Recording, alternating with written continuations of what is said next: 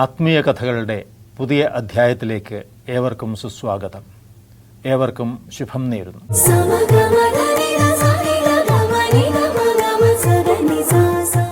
ഇന്നത്തെ വിഷയം ഹിംസിക്കരുത് എന്നാണ്.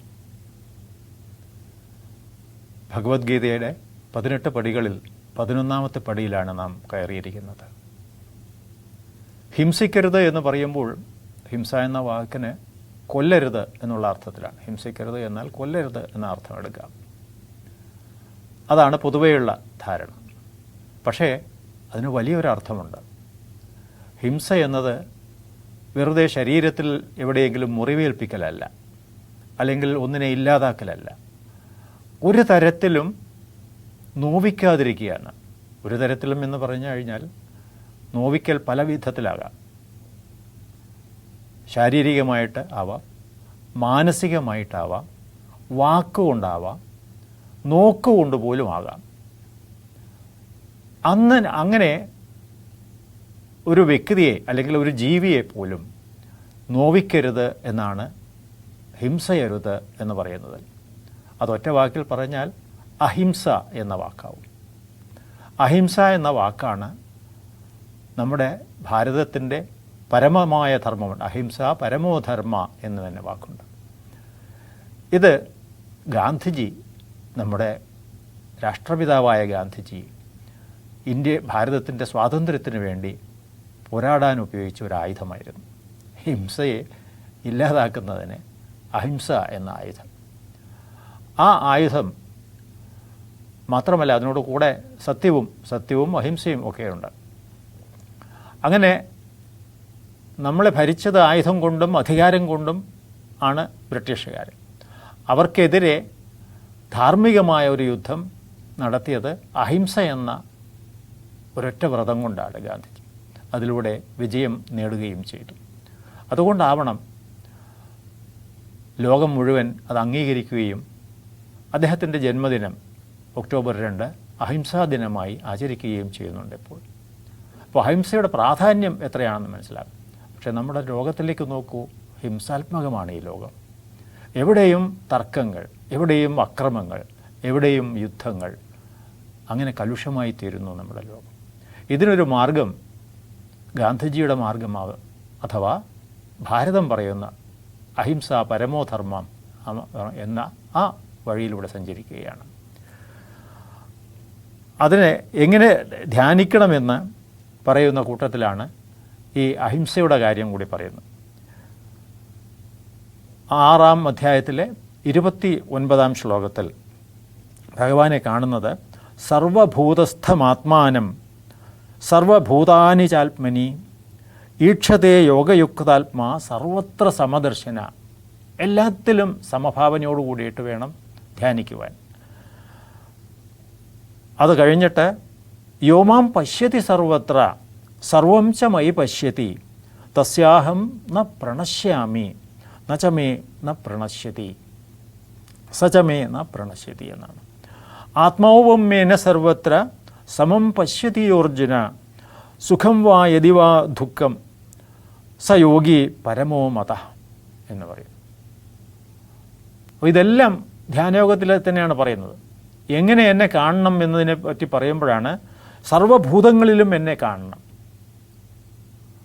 ഞാൻ എന്നിൽ എല്ലാ ഭൂതങ്ങളിലും ഉള്ളതായി കാണണം, എല്ലാത്തിലും എന്നെ കാണണം, എന്നിൽ എല്ലാത്തിനെയും കാണണം, എല്ലാത്തിനെയും സമമായി കാണണം. ഇതൊരു വല്ലാത്ത ദർശനമാണ്. ഇതൊരു വലിയ വിശാലമായ പ്രപഞ്ചത്തെ മുഴുവൻ ഉൾക്കൊള്ളുന്ന ഈ ദർശനമാണ് ധ്യാനത്തിന് വേണ്ടി ഉപയോഗിക്കാൻ ഭഗവാൻ പറയുന്നത്. അപ്പോൾ ലോകത്തിന് മുഴുവൻ സുഖം വരണമേ എന്നാണ് വരിക. അങ്ങനെയുള്ള ഒരാൾ ഒരിക്കലും നശിക്കുന്നില്ല, ഒരിക്കലും എനിക്ക് നഷ്ടപ്പെടുന്നില്ല, അവന് ഞാനും നഷ്ടപ്പെടുന്നില്ല എന്ന് പറയുന്നുണ്ട്. അപ്പോൾ ഇത് നമുക്ക് വലിയ തത്വങ്ങൾ ഇവിടെ പറഞ്ഞു കേൾക്കാണ്ട്. ഒരു തത്വസംഹിതയിൽ നിന്നെപ്പോലെ നിൻ്റെ അയൽക്കാരനെയും സ്നേഹിക്കണം എന്ന് പറയുന്നത് അതിനൊരു ലിമിറ്റുണ്ട്, അതൊരു പരിധിയുണ്ട്.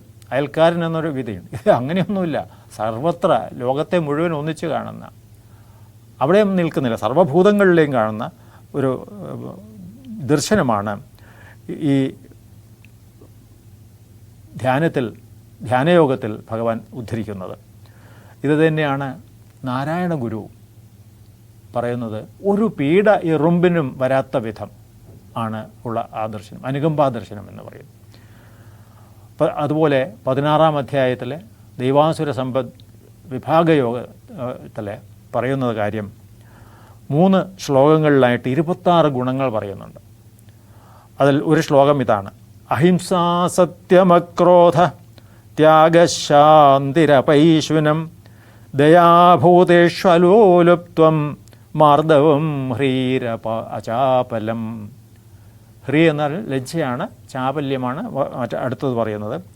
ശാന്തി, സത്യം, അഹിംസ, അക്രോധം, ദയ, എല്ലാ ഭൂതങ്ങളിലും ദയാഭൂതേഷു അലോലുപ്ത്വം, ഒന്നിലേക്കും ലയിച്ചു ചേരുന്നതല്ല.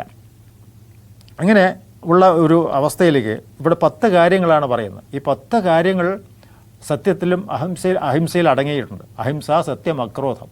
അപ്പോൾ അഹിംസ ശീലിക്കുകയാണെങ്കിൽ മറ്റ് 10 ഗുണങ്ങളും ഇതിനോടനുബന്ധമായിട്ട് നമുക്ക് വരും. ഹിംസിക്കുകയാണെങ്കിൽ ഈ ഗുണങ്ങളെല്ലാം അങ്ങോട്ട് പോകും. അതായത് ക്രോധം വരും, കൂടാതെ അസത്യം വരും, ക്രൂരത വരും, ചാപല്യങ്ങൾ വരും. ഇതൊക്കെ വന്നു ചേരുന്നതാണ്. ഹിംസ വരുമ്പോഴേക്ക് നമുക്ക് ദേഷ്യം വരും, ദേഷ്യം വരുമ്പോഴേക്ക് മറ്റുള്ളവരോടുള്ള അനുകമ്പ ഇല്ലാതായിത്തീരും. അപ്പോൾ അഹിംസ ശീലിക്കുകയാണെങ്കിൽ ഈ 10 ഗുണങ്ങളും നമുക്ക് ഒരുമിച്ച് ചേരുകയാണ്. ഇതാണ് മനുഷ്യത്വം എന്ന് പറയുന്നത്. ദൈവാസുര സമ്പദ് യോഗത്തിലെ ദൈവികമായ ആ ഒരു കഴിവിലേക്ക്, ആ ഗുണങ്ങളിലേക്ക് മനുഷ്യൻ ഉയരണം. ആ ഉയർച്ചയ്ക്കുള്ള പടികളിലേക്ക് ഭാഗമായിട്ടാണ് ധ്യാനം ശീലിക്കേണ്ടത്. പിന്നെ ഒരു ഗുണവും കൂടി ഉണ്ടായില്ല. ഹിംസ വിട്ടൊഴിയാം എന്ന് മാത്രമേ നമുക്ക് ചെയ്യാൻ പറ്റുള്ളൂ. അഹിംസ എന്നുള്ള വ്രതത്തിൽ നിന്നാൽ അതിനു കൂട്ടായ ഗുണമേറെയുണ്ടാം. ഒറ്റ ഗുണം മതി. അഹിംസ എന്നുള്ള വ്രതത്തിൽ നിന്നാൽ അതിനു കൂട്ടായ ഗുണമേറെയുണ്ടാം. കോപം വിടും ത്യാഗദയാദി സൗമ്യശീലങ്ങളും സത്യവുമൊപ്പമുണ്ടാം. അങ്ങനെ ഒരു ശീലം, അങ്ങനെ ഒരു മനസ്സ് നമുക്ക് വളർത്താൻ കഴിയുമാറാകട്ടെ എന്ന പ്രാർത്ഥനയോടെ ആത്മീയ കഥകളുടെ ഈ അധ്യായം ഇവിടെ പൂർണ്ണമാകുന്നു. മറ്റൊരു വിഷയവുമായി കാണും വരെ ഏവർക്കും നമസ്കാരം.